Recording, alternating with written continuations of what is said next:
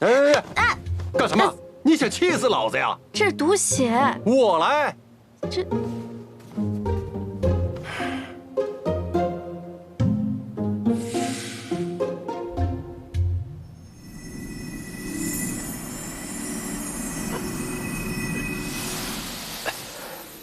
行了，怎么样了？真是牡丹花下死，错鬼也风流啊！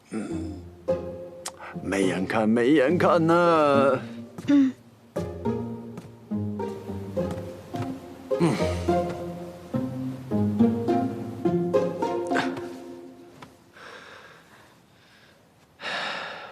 我没事。你这伤没好呢。你不会没看够吧？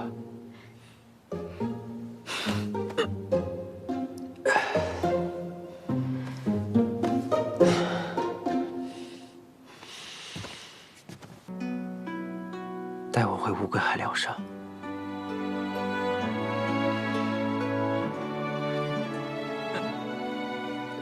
你看我干什么？要送你送，我可不送啊！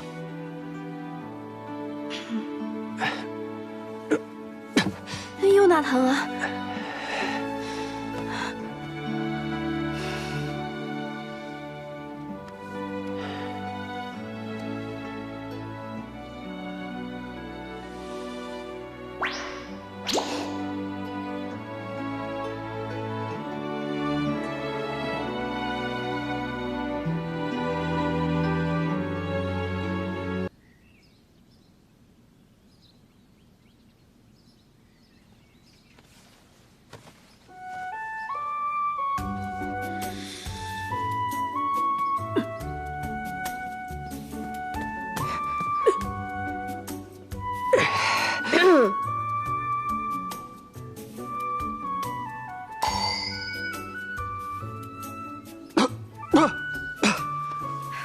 这是做什么呢？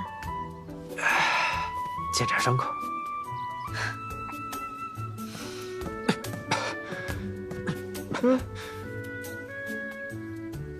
啊！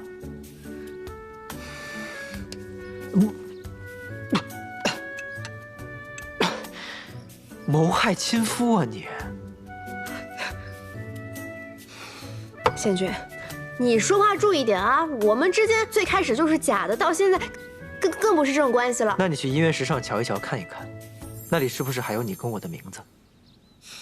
可那是假名字。是啊，但那可是我付了真代价刻上去的。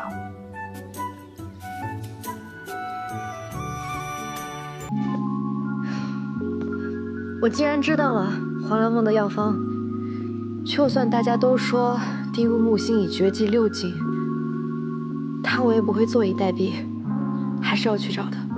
黄粱梦被我当着你的面毁掉了，你就不恨我吗？那是你自己的东西，你怎么做都是应该的。是啊，所以我已经很妥善的处置了。你刚刚不好受吧？方才都没能进祖宅见婆仙子最后一面。婆仙子那番话，师父，对不起，我根本就是无稽之谈。他选择将衣襟给你，定有他的缘由。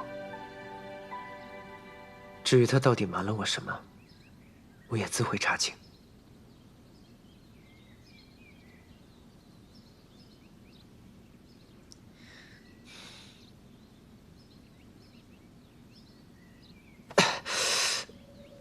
怎么伤口又疼了？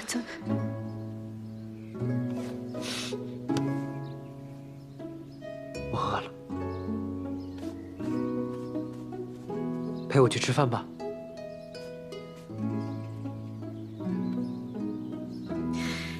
金国仔，你是什么没有生活自理能力的人吗？吃饭都有人陪？我可是因为你受的伤。你慢点，那你好歹换件干净衣服。换。行了，这儿没人。你来干什么？我要去品茶会，找到明星给我下毒的证据。若是等我父君给他办过正式的太子收封大典之后，一切都来不及了。在寿华判宫，你暴露的风险太大，我不慎懂诸器，都能发觉涅槃与于禁相似之处。那我有病啊！我给谁都造一把跟于禁相似的法器。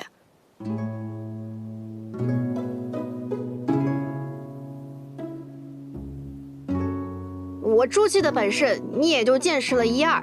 我造的那些东西远超你们想象，所以不用担心，不会有人发现我是谁的。好啊，那你既然敢来寿华判宫，你的灵脉可好了？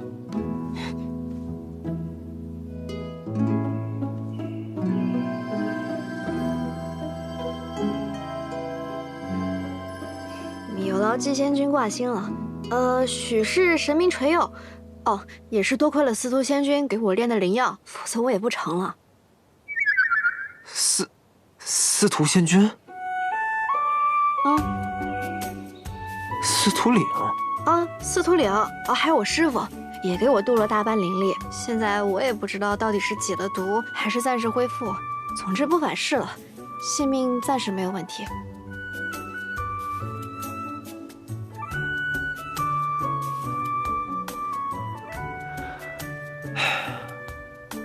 他怎么救的你呢？用心头血，用他的寿元换了我的。这件事实在是我欠他的。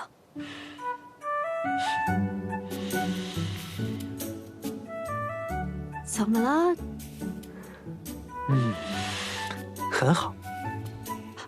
是，我也欠祭仙君您的。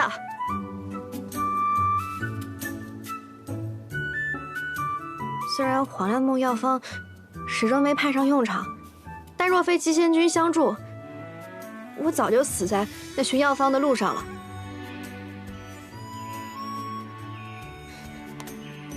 多谢祭仙君，我先回去了。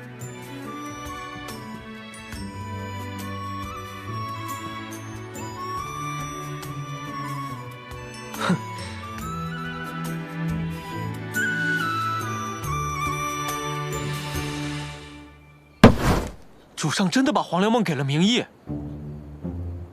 你是在跟我拍桌子吗？拍桌子重要吗？重要的是黄粱梦给了他，你怎么办？嘿，你就没把自己的命当回事？你难道忘了你的离恨天根本就没有根治吗？当年因为缺乏药引，博仙子只能用博士秘法，结合黄粱梦的其他药材，压制了主上体内的离恨天，但随时也会有复发的风险。后来，博仙子炼成了完整的黄粱梦，留给了你。现在你却将它给了明义，万一将来离恨天真的复发，你该如何应对？不休，我心里有数。是吗？那为何我感应到你用灵力幻化的灵犀井也封闭了？主上不会是用大量的灵力直接炼化了黄粱梦吧？将黄粱梦种于人身需消耗大量的灵力，且种的过程也如脱了层皮一般。现在主上为了让明义能直接服下黄粱梦，所以主上真的这么做了。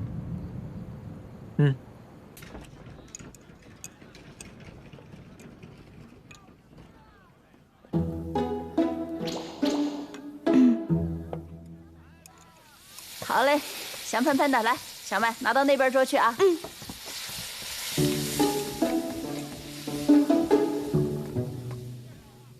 哥哥，你点的葱油饼好了，请慢用。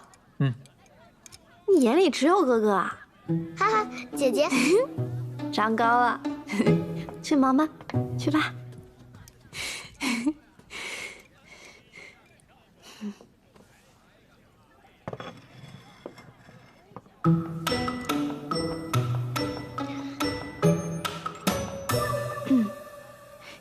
你炼化药源之后，穆七百一直按兵不动，我怀疑他是在酝酿些什么。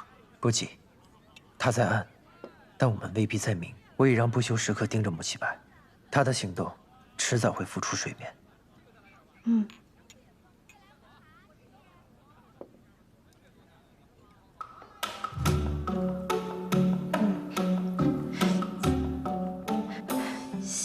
听说是带我来茶寮议事，我倒觉得像是借口。是吗？其实那天晚上我是受了勾魂摄魄的影响，我说了些不该说的话。不是说好了谈正事吗？不然倒真像是我在找借口了。仙君，你在炼化妖元之时吃了不少苦，那妖兽想必也在影响着仙君吧？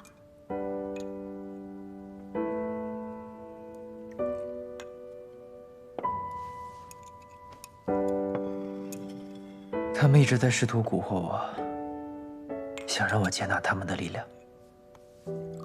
妖兽确实有诱惑，不管是穆奇柏还是别境，都不可能放弃这份力量。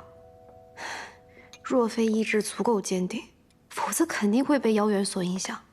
还好是你。还好是我，你就这么信我啊？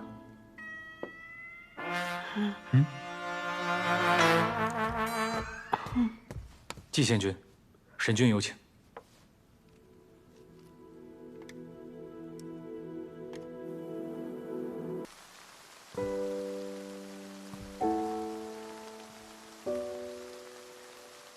与穆奇柏一战，未知结局，我定会护你周全。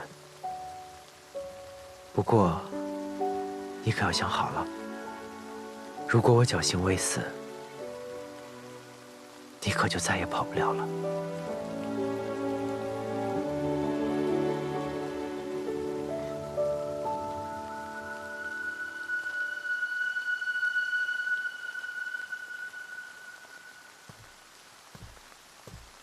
如果我说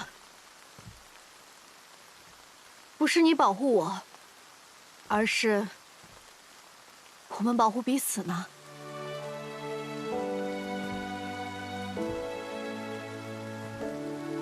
续命幻境里提到的同心阵，书中也有记载，对妖物有封印之效。而100年前妖兽祸乱成军，也是同心阵镇压了他们。此阵虚施法者，心意相通。若有违心，即刻焚身而亡。就是因为此阵太过凶险，所以自那之后再无人练就它。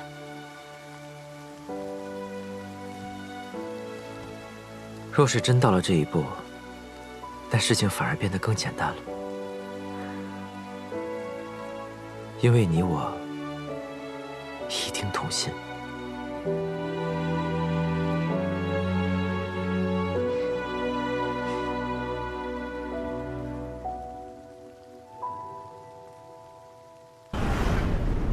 你有没有想过，也许并不是你保护我，而是我们保护彼此呢？续命幻境中提到过的同心阵，书上记载它有封印凶物之效。此阵虚施法者，心意相通。若有违心，即刻焚身而亡。就因为它太过凶险，所以自那之后再无人练就它。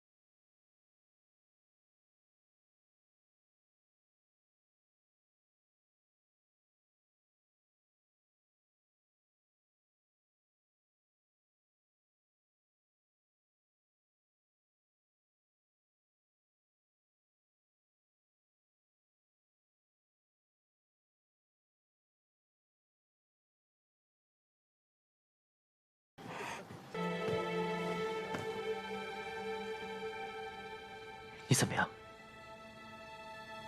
方才一直没有看到你。同心阵耗尽了我所有灵力，你倒是活蹦乱跳的，看着气人。真的没事。我说了你又不信，一句话问2遍，都不像你了。害怕啦？是。方才有一瞬，我还以为你走了。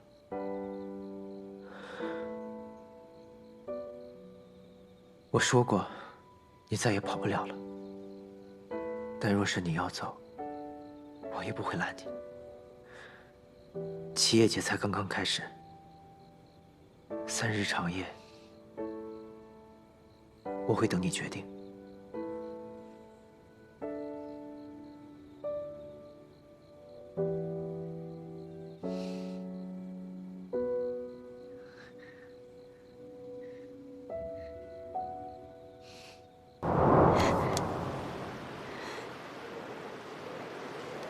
此刻是真心的。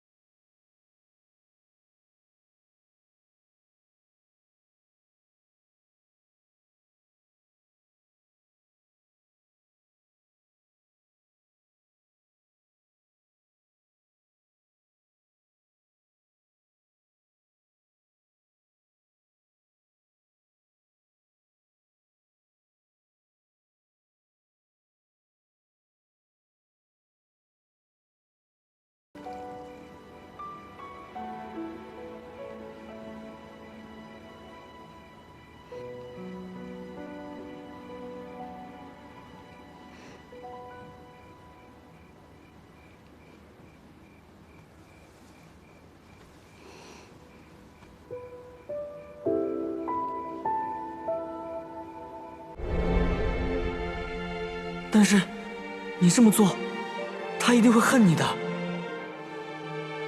我知道，那就让他恨吧。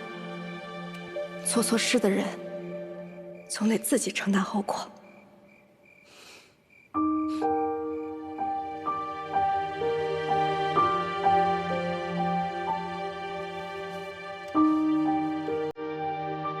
这黄粱一梦，终是要结束了。你和所有人都一样，只是为了黄粱梦。是。从头到尾，你一直都在骗。是。只是为了黄粱梦。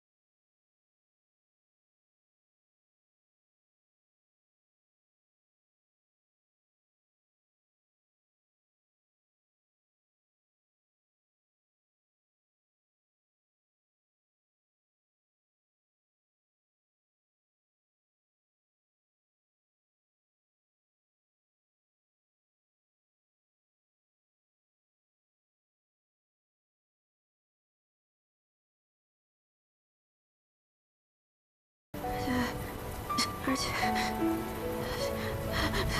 且，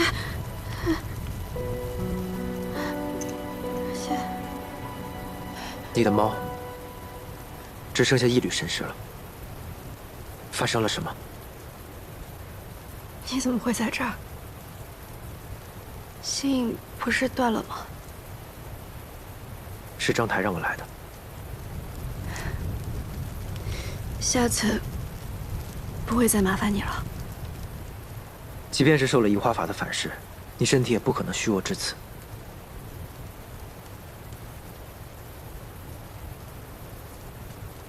你怎么了？没什么，就算有，也跟你没有关系了。的确跟我没关系。我来是想要问你，新柳的证词中，穆七百提到过的名册，是不是被你抹去了？我要是有那本名册，那我就有证据，知道瑶光山究竟是谁从穆七百手里拿到离恨天，我就该杀回去，把用离恨天给明宪下毒的王八蛋揪出来，而不是在这里。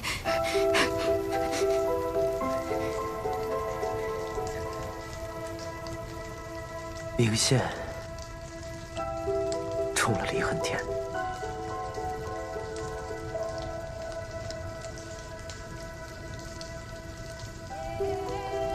原来这才是你找黄粱梦的理由，并不是为了瑶光山。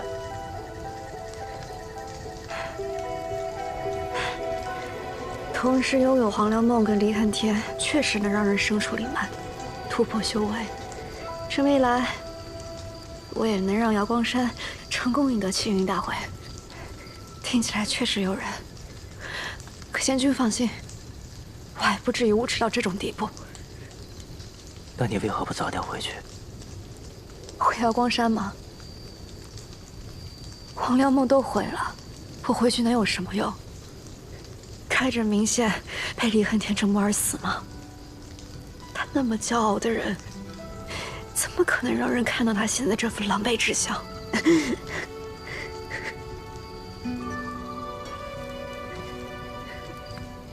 你没一句实话。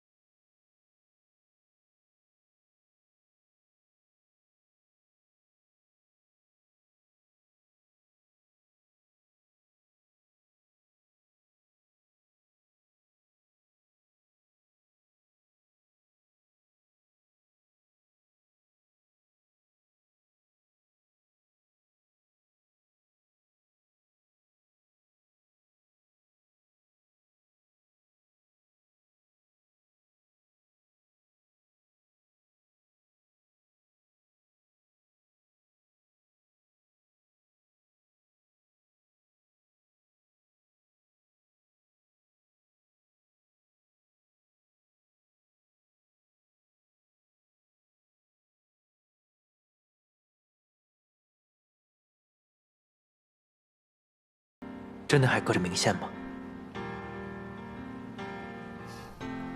就算不搁着明宪，也搁了太多乱七八糟的。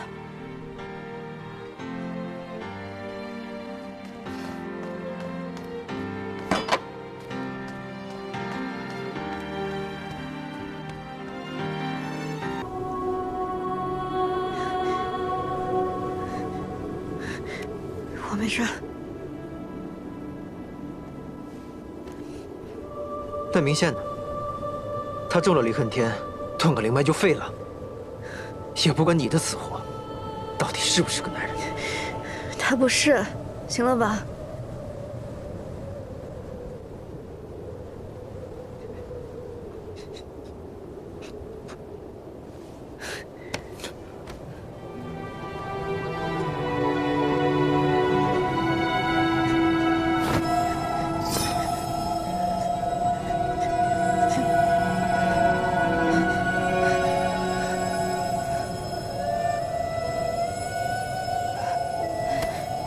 你这又是在做什么？托管闲事。我好多了。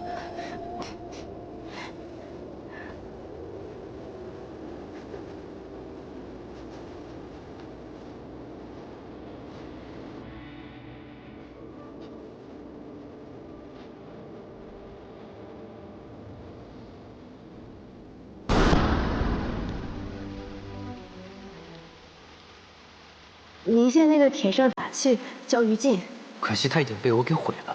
于禁是明线最重要的法器，你知道他能在危急时刻对付多少妖兽？我们是怎么出来的？多亏了大人冲破出口，费了好大劲才出来的。小彩，你居然有灵脉！说，你到底是什么人？我要是有那本名册，那我就有证据，把我离恨天给明线下毒的王八蛋揪出来，而不是在这里。明线中了离恨天，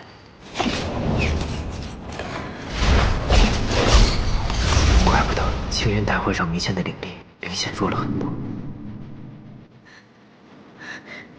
我没事。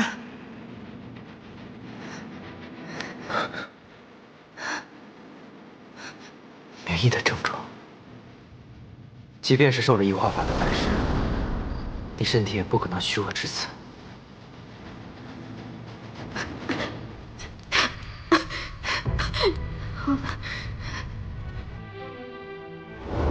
和我当时中离恨天的症状一模一样，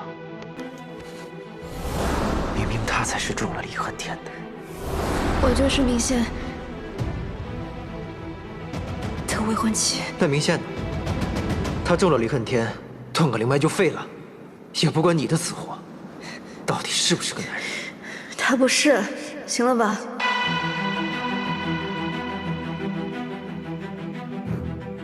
难道？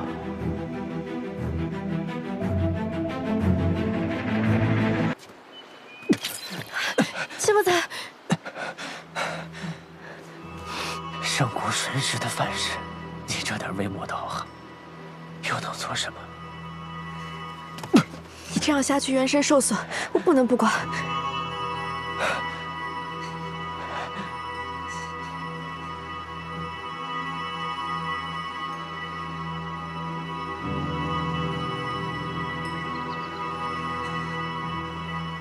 你竟然有灵脉！你到底还隐瞒了我什么？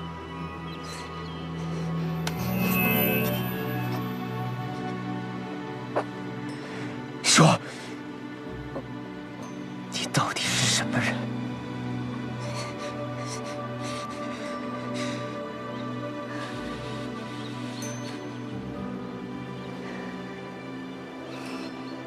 我确实来自瑶光山，和明星有关。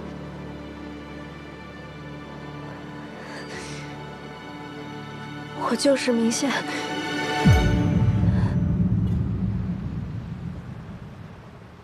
的未婚妻。抱歉，现在还不是时候告诉你。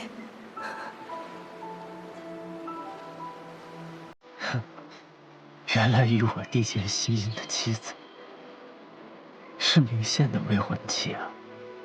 事情到了这一步，你觉得我还会信你吗？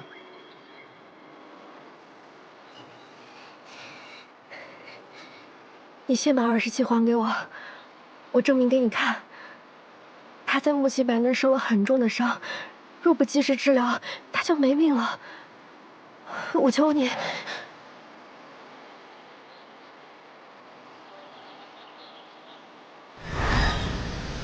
27，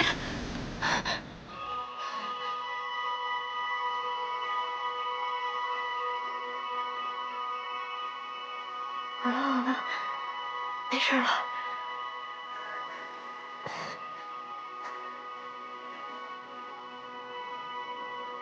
明星的从少之所以跟我有感应，是因为我跟明线从小相依相伴，如同一胎双生，亲密无间，所以明线的从手能为我所用，与我连接。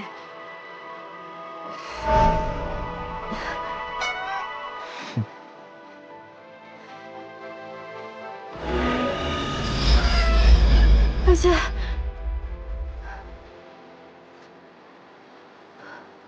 你从一开始接近我，到底有什么目的？青云大会上，明线输给了你，是因为他遭到了旁人的暗算，才会失利。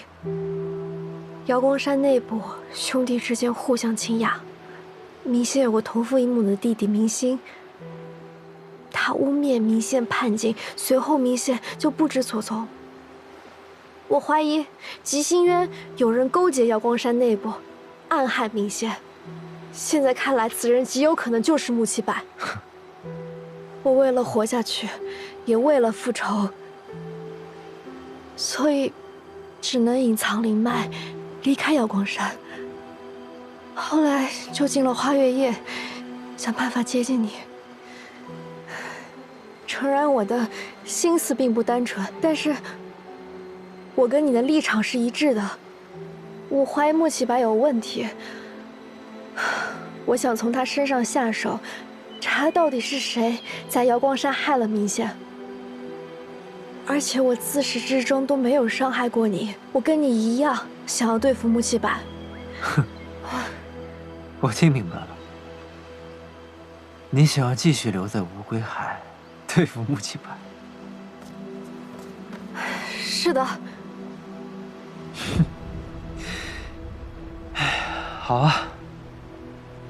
那让我来猜猜你到底想说什么？你是不是想说，穆七百与瑶光山脱不了干系？若我留下你，让你做我的帮手，或许能尽快找到穆七百的背后之人。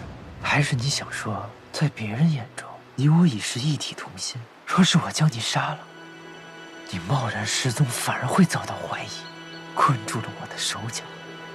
所以不如将你留下来，给我做掩护。我也可以继续调查妖兽，对吗？看来季仙君心里也清楚，留下我是个很好的选择。林毅，比起杀了穆七百，我现在更想杀了你。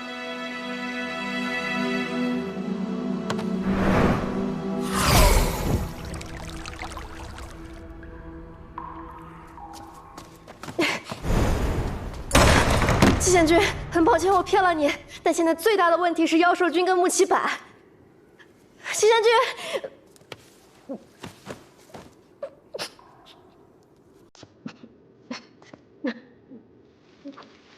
还要再装下去吗？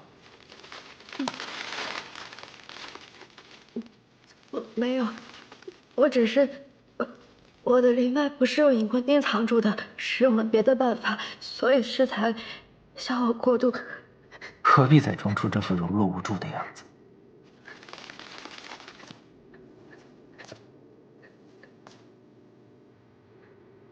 你即便是死，与我何干？你没事吧？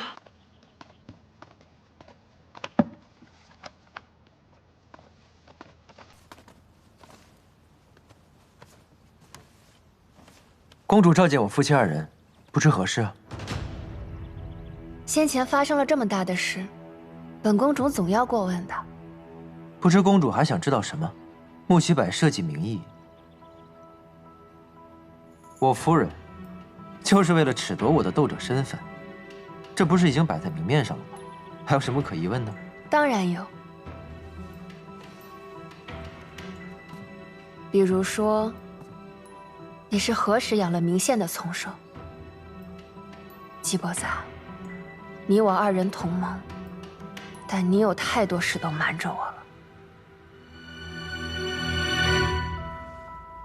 公主挂心了，寒风君一直想对我夫君下手，在乌龟海安排了众多眼线，让他发现了我夫君收留了明县的从兽，竟用此事来污蔑我们。幸好公主你有所决断，否则这脏水是洗不清了。是吗？其实这几日我一直在后悔，当时就该让韩风君把你带走，永绝后患。公主应该也清楚，韩风君之所以拿我发难，是以为我是季贤君的弱点。但是公主放心，你看这事闹这么大，都能妥善收场，想来日后也不会有人敢拿此事做文章。所以我的存在不是麻烦，公主留我，反而更能让季贤君将来为极心渊尽力。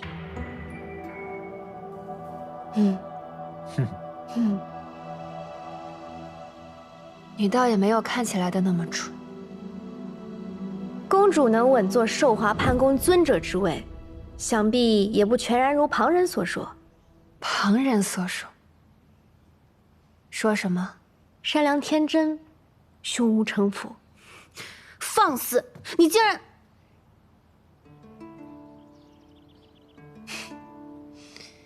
能让外人这样说，倒也是不错。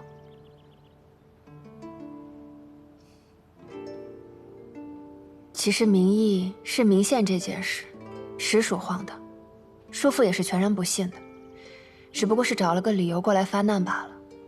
但此事闹得如此大，寿华判宫上下都看着，明县这从兽不能留了。留着呗，我先养着。我是想着有朝一日，若是明县回来了，我好拿它祭旗。不知这个说法，公主可否安抚寿华判宫上下了？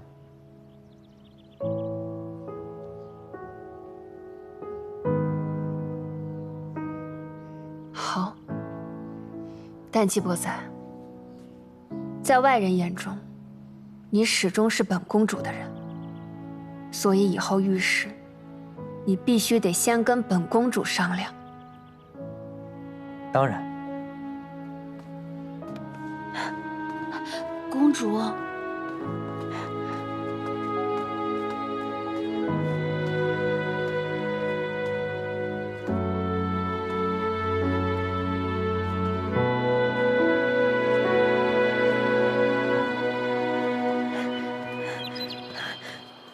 多谢仙君愿意保下儿妻。是你引天机公主召见我们，公主想要见你，我自然就要放你出来。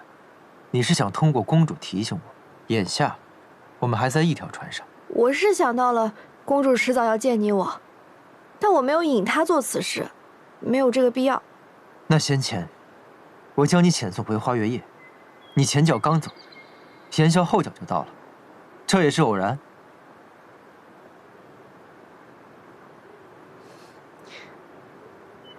对不起，前尘往事是我对你不忠，还请季仙君大人不计小人过，看在我对你有用的份上，请你与我联手。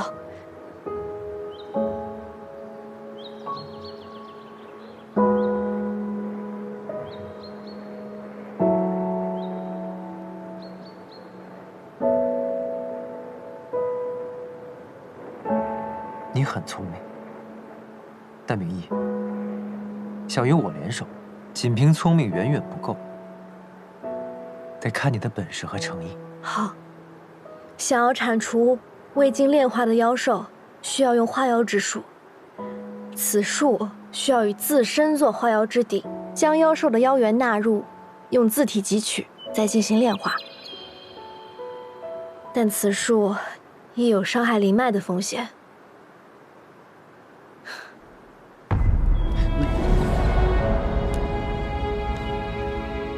若季仙君愿意与我联手，明义甘做花瑶之鼎，替仙君担负一切。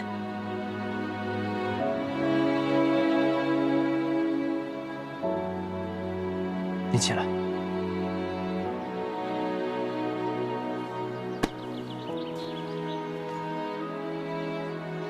我们约法三章：一，在无归海期间，你不能联系任何外境之人。二，无论何时，只要我对你有召唤，你都要出现。三，你只需要告诉我，化妖之术该如何施为，其余的，轮不到你插手。好。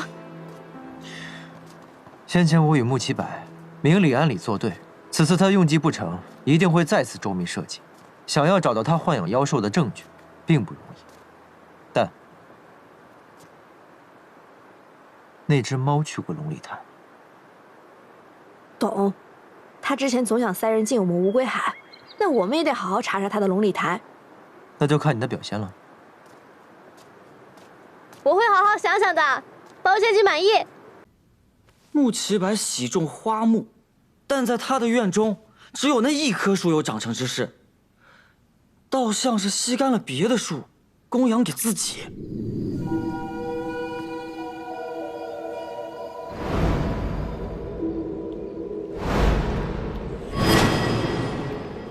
我在后赵记忆中看到的，应该是那棵树，想必是从庭院延伸到了地下的密室。它的根底看起来更像是个魔体。若是它能吸干别的树，或许也能吸食生灵元神。我在书中看过一种来自莽福灵爪的古老秘术，可以把元神从人身上剥离，寄养到参天巨木上，成为石灵树。这树周围都是血腥气，石灵树可以保元神存活，直至有人使用它们。这难道就是新柳说的豢养妖兽的特殊法门？妖兽最好的滋养，就是生灵元神。100年前妖兽祸乱，所经之处人尽视之，就连豢养他们的灵脉女仙都被他们吞噬了。这穆奇柏若是把这些妖兽集结成军，后果不堪设想。这么大的事儿，咱们赶紧上报极星神君吧。神君已被穆奇柏控制，常年昏睡不起，与傀儡无异。那告知其余武将，这些上位者不过是一丘之貉，若让他们知道有妖兽军的存在，恐怕只想占为己有，利用此力量主宰六境。并非所有上位者都受权柄奴役，总有人会为了六境其他生灵考虑的。我们应该尽量联合起所有人。联合？怎么可能？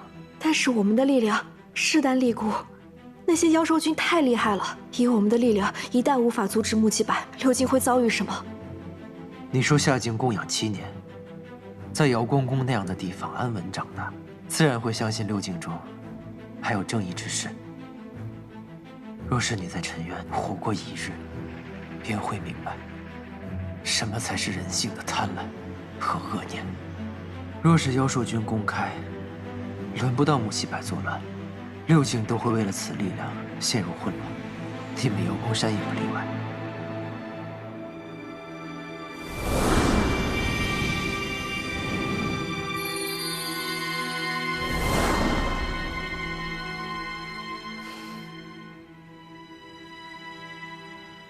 你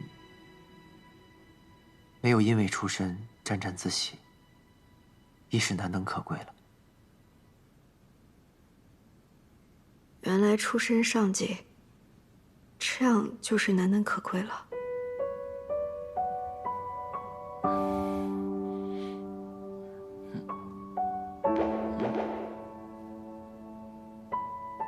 天机已写下手书，即日起集训结束，不用再驻寿华潘宫了。你们先回去吧，别再让这只丛兽在我这儿有个什么3长2短的。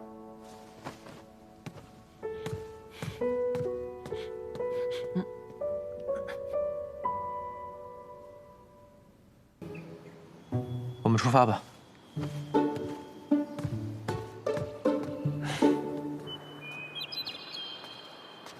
季仙君，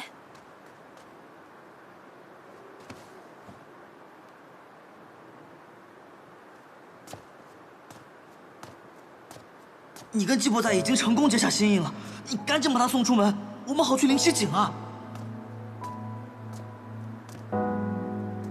怎么，你不放心我独自前往寻找妖兽君？那你可以同我一起。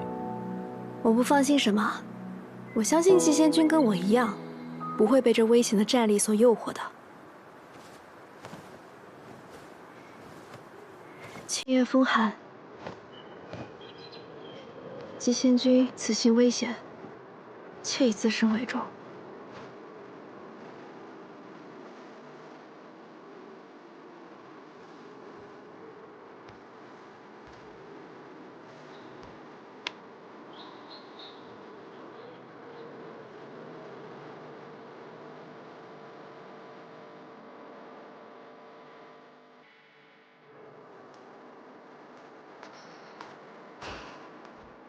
你也会让他独自去寻找妖兽吗？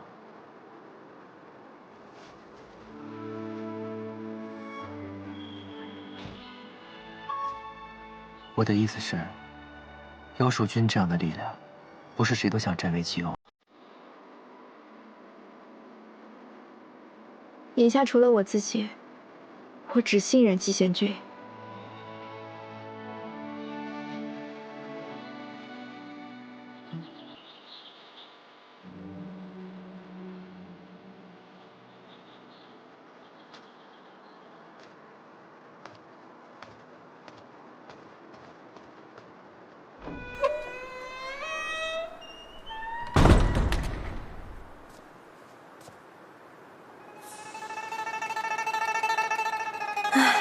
送走一个，家里还有一个。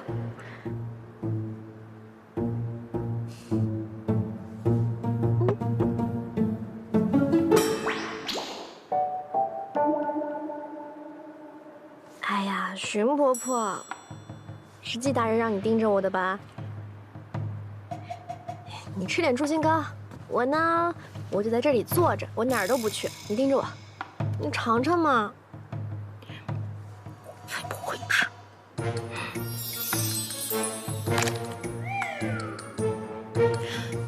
你与明宪到底什么关系？主上能放过你，想来你没有什么大问题。但是老山还想再问一句，我和明宪有婚约。婚约？你和明宪？嗯。你是瑶光山的探子？嗯。不对不对，那主上一定不会放过你。他能留下你，说明你不会害他。嗯。那你怎么会在吉星渊？你还在花月夜？我……难道明宪老贼与我那日日要打我的老汉一般下作，害你去花月夜补贴家用？确实是算他害的。一代战神，竟如此下作！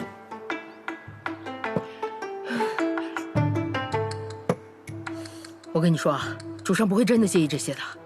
他当初能救我，如今也是愿意救你的。可你确实不该瞒他。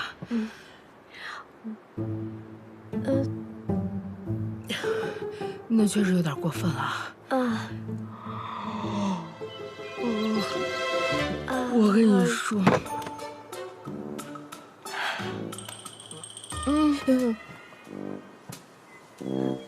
荀婆婆，荀婆婆，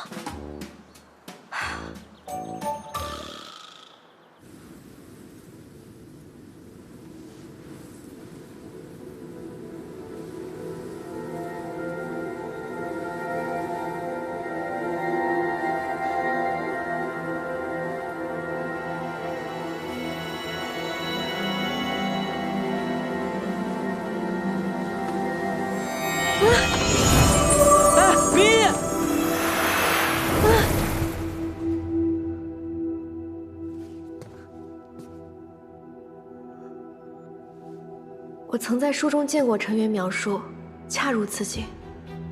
季伯仔打造的灵犀井与陈渊这般相像，他已不是最求之身，却还是被困在这里。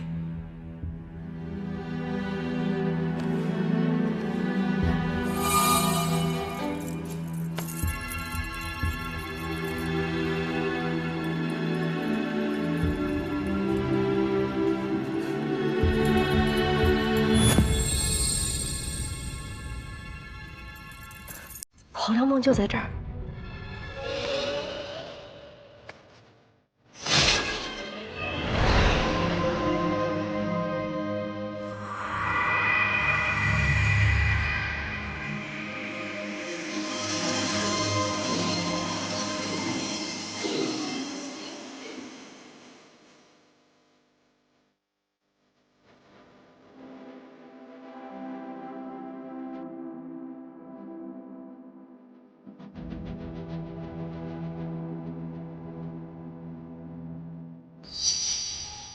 黄粱梦，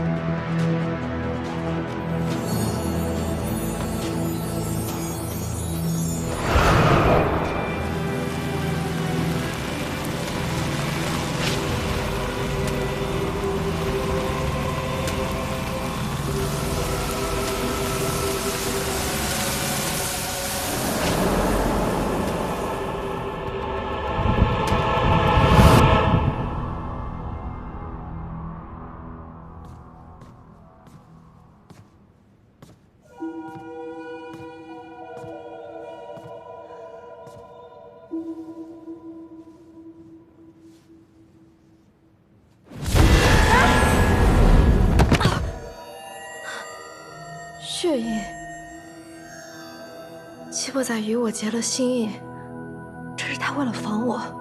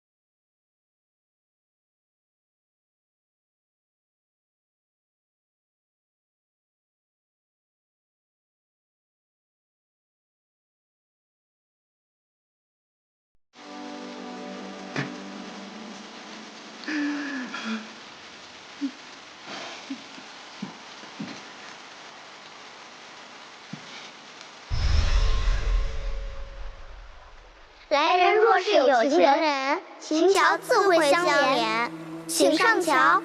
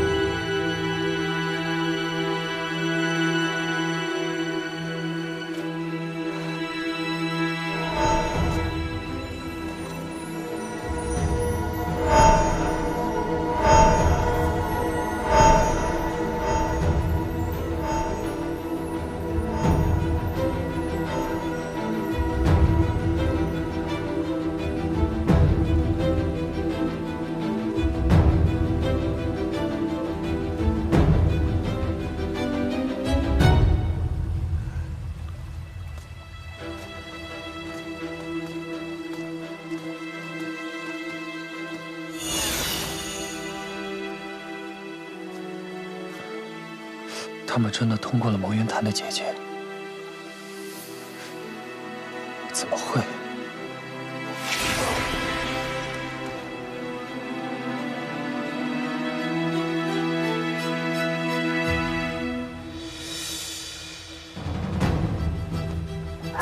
禁止外人擅入有情界，退下。少群。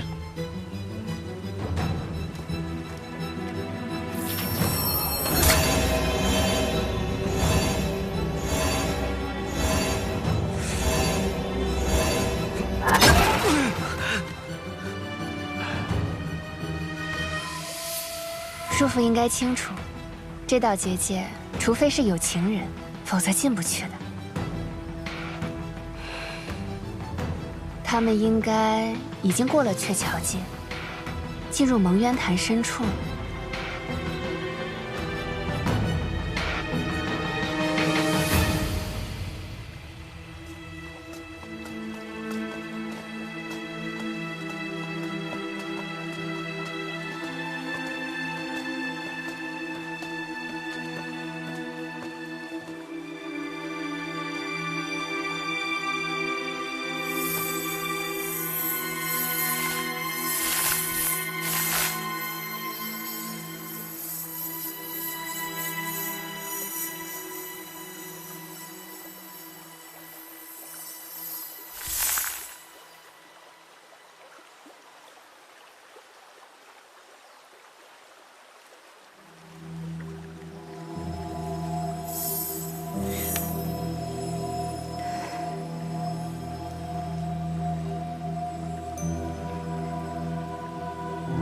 如果我不是名医，后果会怎么样？有情界只能接纳真情，若有作假，会受天罚，轻则元神破碎，重则灰飞烟灭。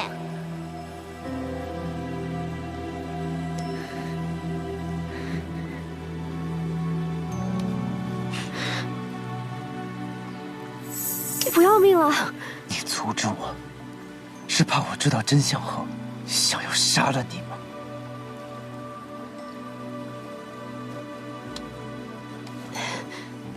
不管你是谁，都如你所愿了。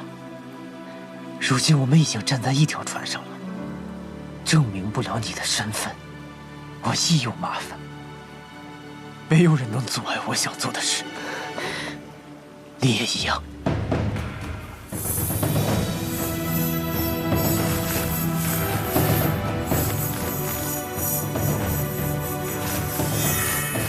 错了！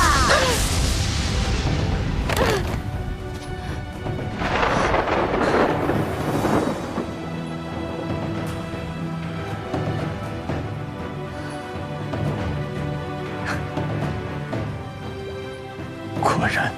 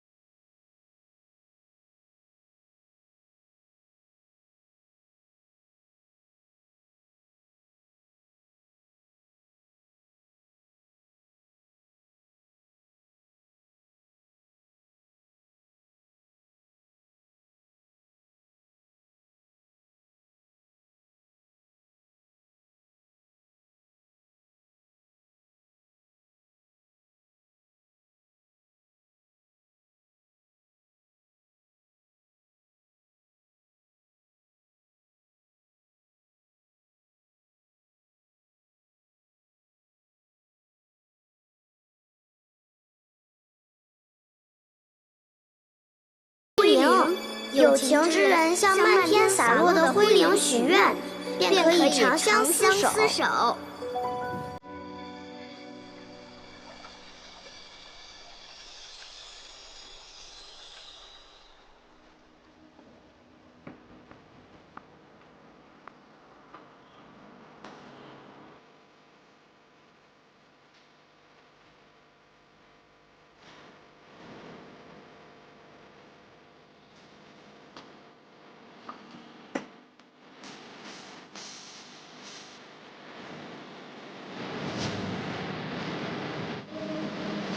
在星空到你心中有泪滴荡漾所求，而你给我的温柔全都是爱的赌咒。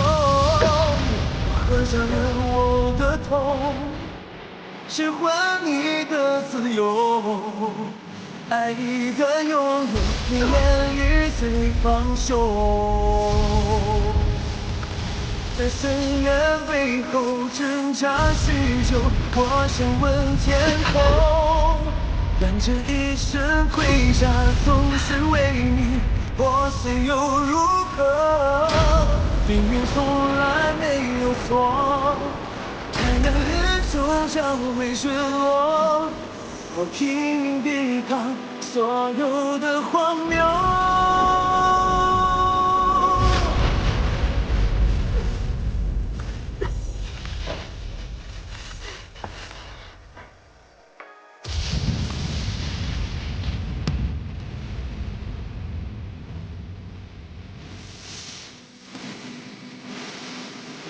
我喝下了我的痛，去换你。他都给天雷劈了那么多次，还不放弃，累了，算了，让他磕吧。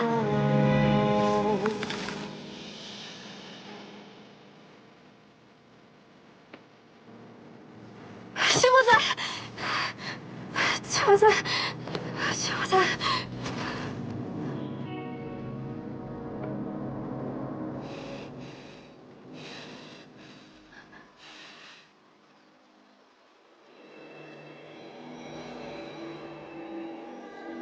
恭喜二位，缔结良缘，结定心印，共通神识。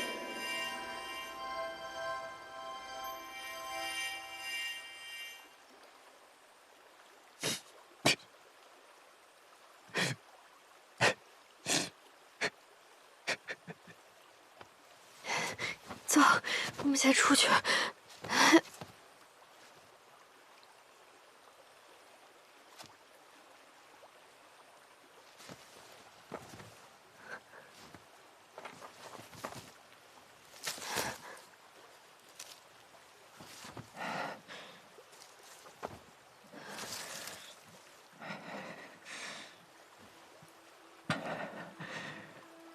自出深渊后，我第一次想要去相信一个人。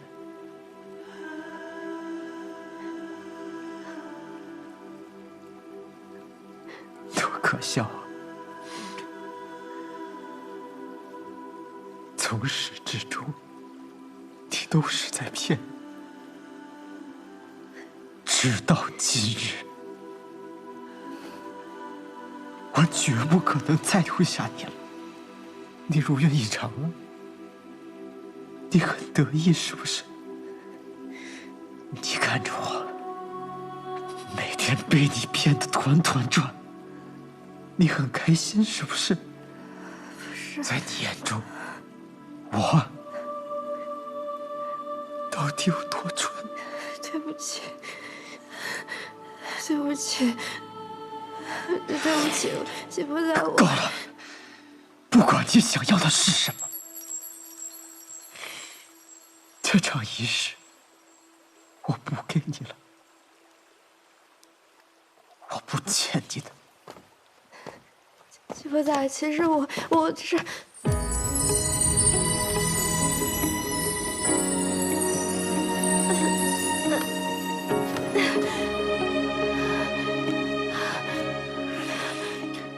明义，如果我觉得痛，我也不会让你好过。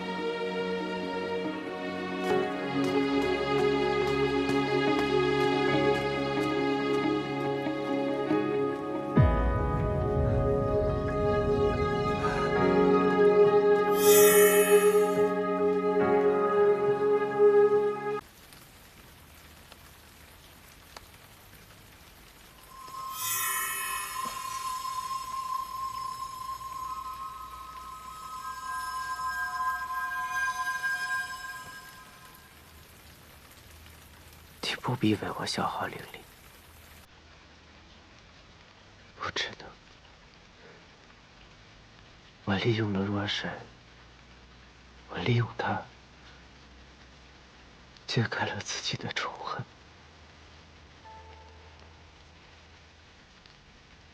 然后我就只想着怎么摆脱它。我以为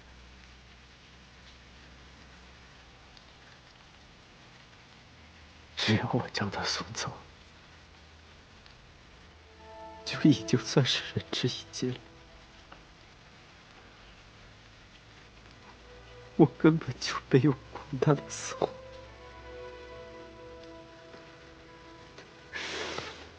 不是的，不是这样的。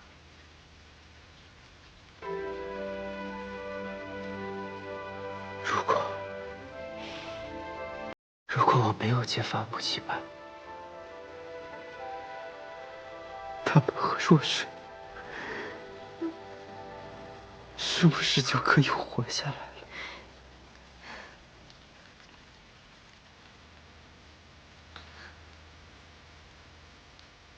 可是，可他们都死了，是我连累了他们。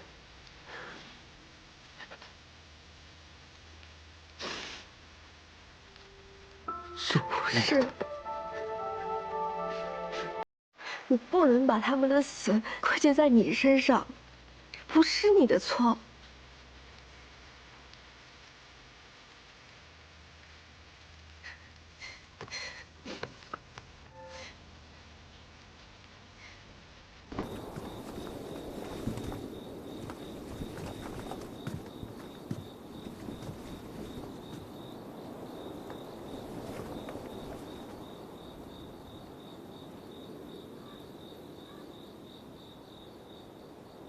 还是先不打扰他休息吧。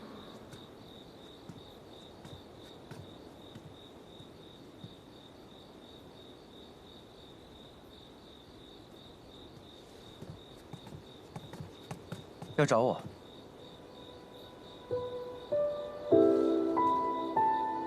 哦，也没什么特别的，就是想到你刚刚固化了丹元，肯定有些虚乏，所以就熬了碗药。但我想想还是算了，仙君不是……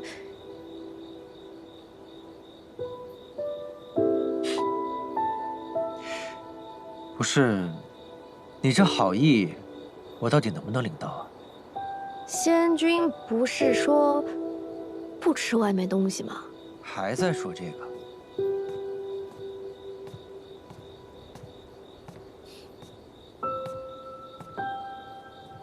如果是换做别人，他多半会怀疑这仙子本是要下毒，结果忽然心软，改变了主意。现下不过是编个说法，哄骗罢了。那正好，你呀还是别喝了。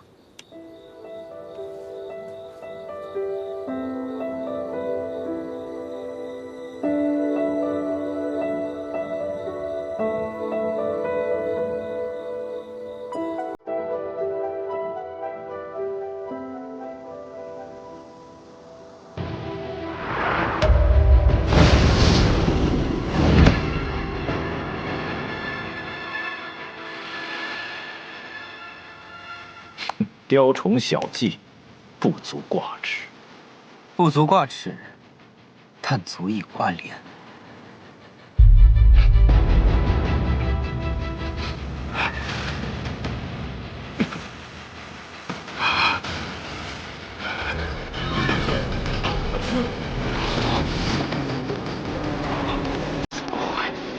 殿下，韩风君怎么有妖纹？他怎么有妖纹？对啊，怎么会啊？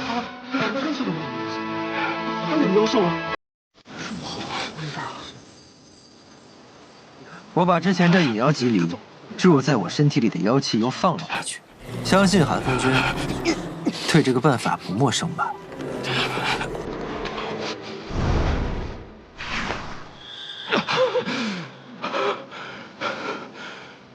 只不过先前韩风君注入的妖气重了些，所以我一时半刻才没有恢复原来的模样。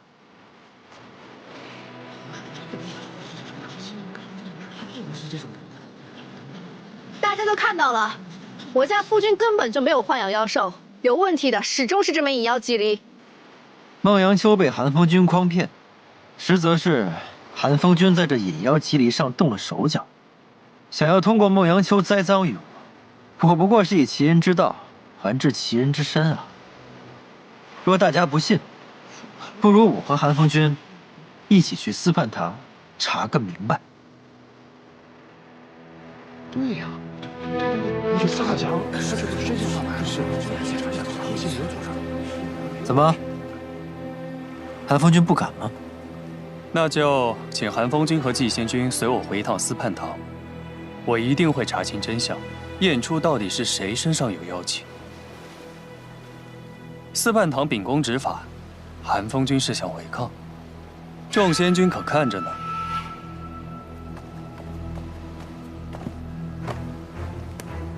是我不小心害了季贤君，这一切都是因为我的疏忽，与韩风君无关，请司判责罚我。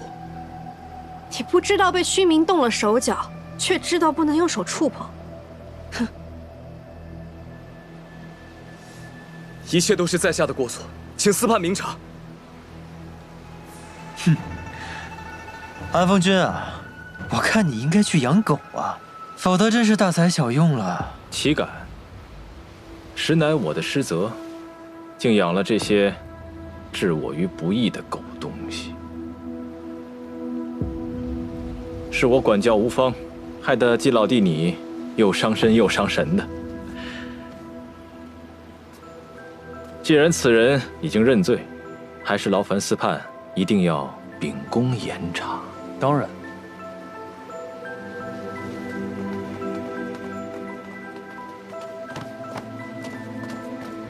此件事既然已经水落石出了，那我们就不打扰。哎呀，果然季贤君是无辜的，抱歉，季贤君，之前是我等误会了。是我等误会了季贤君。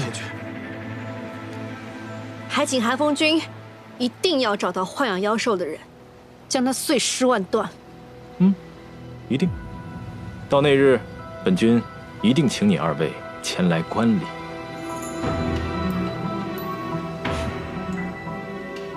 好啊，宣婆婆在，送客。走吧。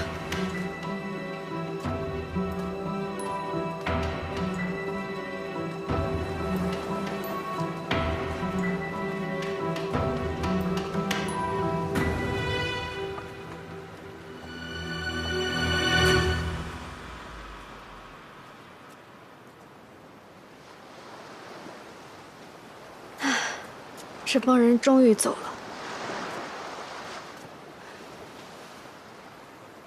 你刚刚是怎么突然想到把带有妖气的引妖棘藜反种到穆奇柏身上？司徒岭的计划，无非是用处理过的引妖棘藜解眼下之困。但对于想栽赃陷害我的人而言，他们始终有新的招数。所以，不如把这水搅浑。他们也就拿我没办法了。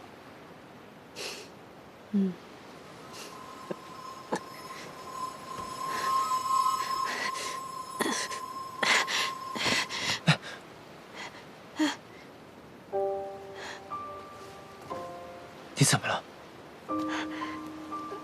估计移花法反噬了。移花法逆转灵脉确实凶险，我给你看看。不用，穆奇柏刚刚输了一局，估计还会想办法再找回来。仙君赶紧去炼化妖园吧，我先回去了。我睡一觉就好，你炼化妖园也要注意。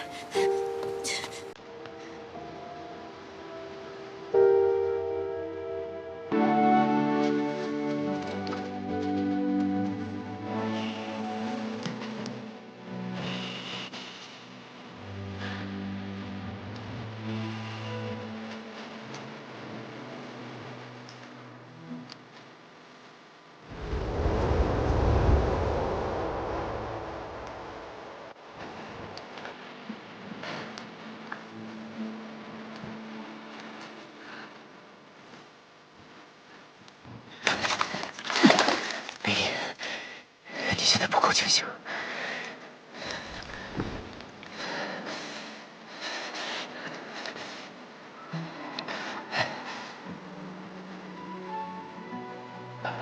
好些了吗？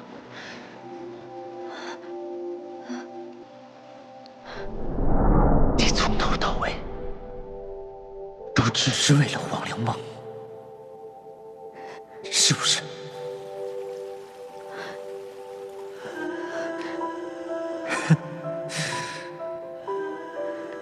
原来你一直在骗我。我害怕面对你，更害怕面对我自己。你根本不知道我真正想藏起来的心魔是什么。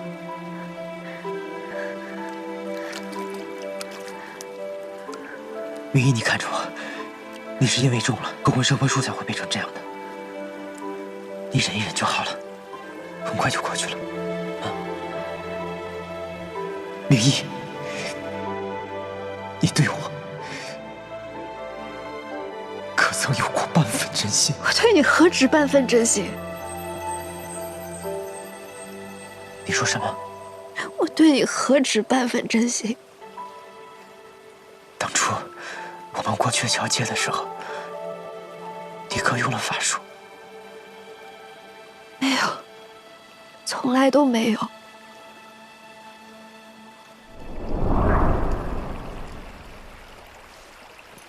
来人若是有情人，情桥自会相连，请上桥。